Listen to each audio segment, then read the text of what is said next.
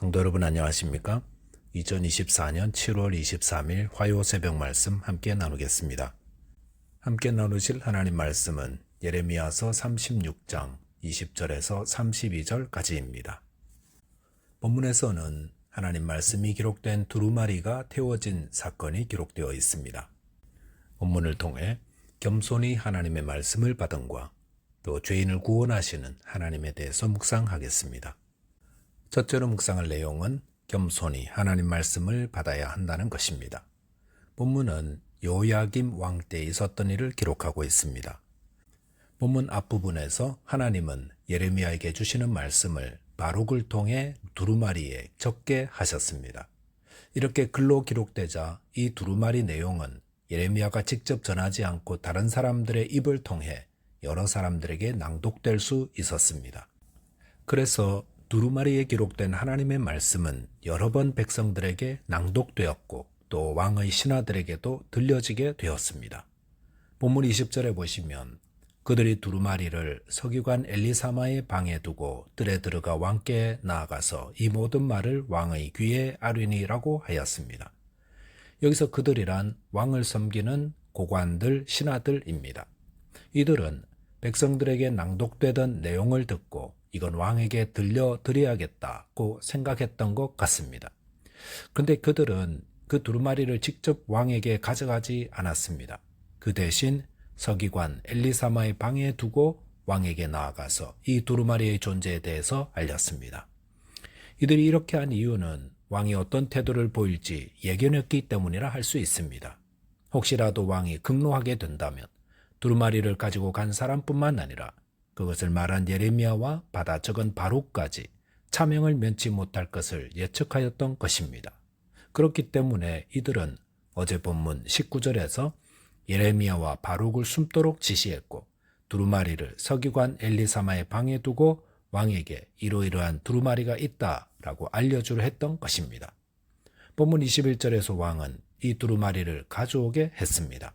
그리고 그것을 낭독하게 하였는데 본문 22절 23절에 보시면 그때가 9째 달이라 왕이 겨울 궁전에 앉았고 그 앞에는 불피운 화로가 있더라. 여우디가 서너 쪽을 낭독하면 왕이 칼로 그것을 연하여 베어 화로불에 던져서 두루마리를 모두 태웠더라 하였습니다. 요야김 왕은 여후디에게 두루마리의 내용을 낭독하게 했습니다. 그런데 여후디가 서너 쪽을 낭독하면 왕이 칼로 읽은 부분을 베어 화로불에 던져 넣어서 모두 태워버렸습니다. 본문 24절에 보시면 왕과 그의 신하들이 이 모든 말을 듣고도 두려워하거나 자기들의 옷을 찢지 아니하였다고 했습니다. 여기 보시면 왕과 그의 신하들이 두루마리의 모든 말씀을 듣고도 두려워하지 않았고 자기들의 옷을 찢지도 않았다고 하였습니다. 그 말은 두루마리에 기록된 하나님의 말씀은 그들을 두렵게 만들고 옷을 찢게 만드는 내용이었다는 것입니다. 그런데도 그들은 그렇게 하지 않았습니다.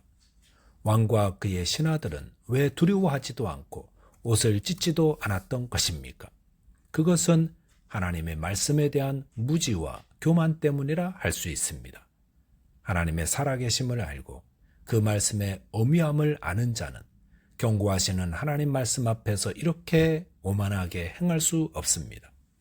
요야김 왕의 아버지 요시야는 성전에서 발견된 하나님의 말씀을 듣고 자기 옷을 찢지 않았습니까?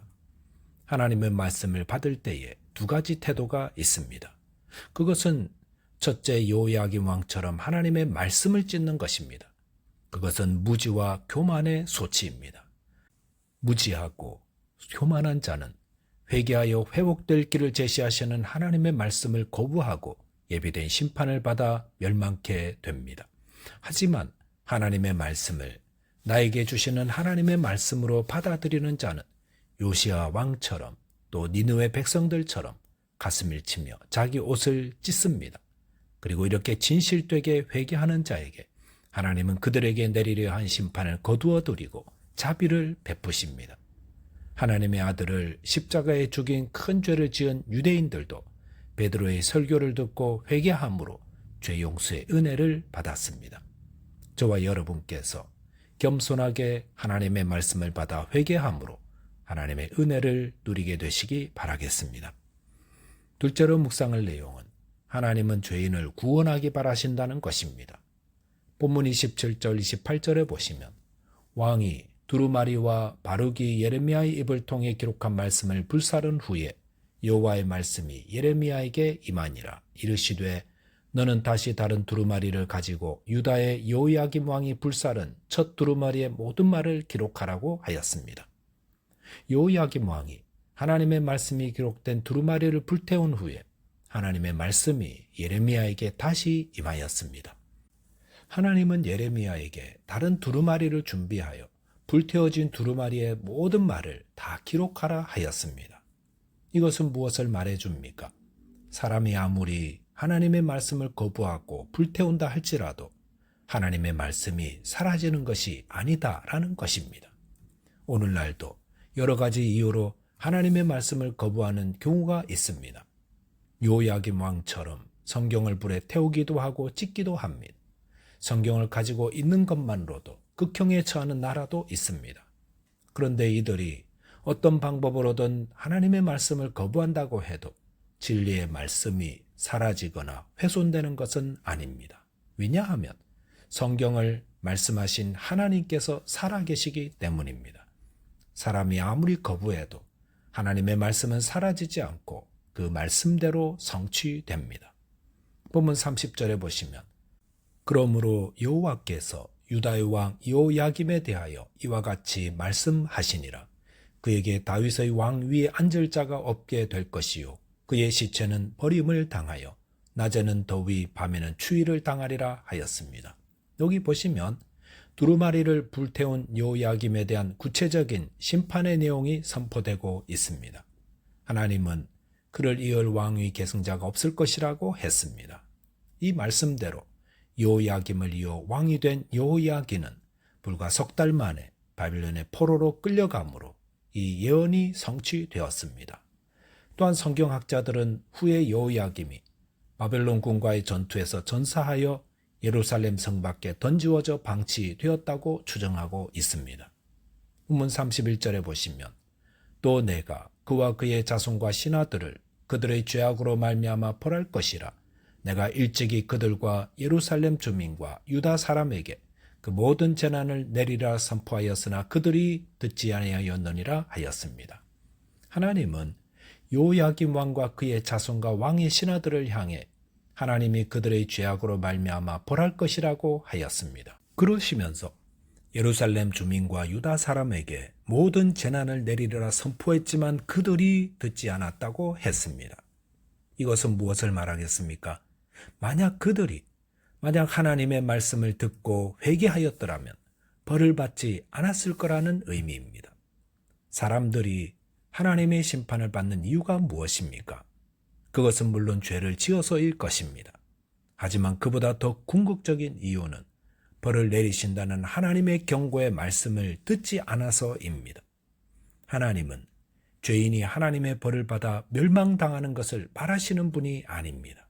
하나님은 그들의 죄를 용서하시고 구원하기 바라시는 분입니다. 하나님이 왜 그의 아들 예수 그리스도를 이 땅에 보내셨습니까? 그것은 예수께서 죄인들의 죄를 담당하여 십자가에 대신 죽게 하심으로 그 대속하심을 믿는 자마다 죄를 용서하시고 구원해 주시려 하기 때문인 것입니다. 하나님의 말씀을 적은 두루마리를 불태우는 여호야김 왕은 얼마나 불신앙적이고 완고하며 악한 자입니까? 그는 말이 통하지 않는 자입니다. 이 땅에서 그런 자들은 법대로 행합니다. 하지만 하나님은 또다시 두루마리를 써서 하나님의 말씀을 보내주셨습니다. 그것은 여호야김과 유다 백성들을 심판하시는 것이 하나님의 목적이 아니라 그들을 회개케 하시고 구원하시는 것이 하나님의 목적이라는 것입니다. 하나님은 어떤 죄인도 그들의 죄로 멸망받지 말고 구원받기를 바라십니다. 누구든지 어떤 죄인이든지 하나님의 말씀을 듣고 자기 죄를 회개하고 하나님의 자비를 구하는 자는 죄사함을 얻고 또 성령을 선물로 받아 하나님의 자녀로 살아갑니다. 이 복을 누리고 전하는 저와 여러분 되시기 바라겠습니다. 기도하겠습니다. 하나님 아버지, 하나님의 말씀을 들을 때 겸손히 회개하게 해 주옵소서. 또한 죄인을 구원하기 원하시는 하나님의 사랑을 전하는 자 되게 도와 주옵소서. 예수 그리스도 이름으로 기도하옵나이다. 아멘. 오늘도 믿음 안에서 승리하는 하루 되시기 바라겠습니다. 감사합니다.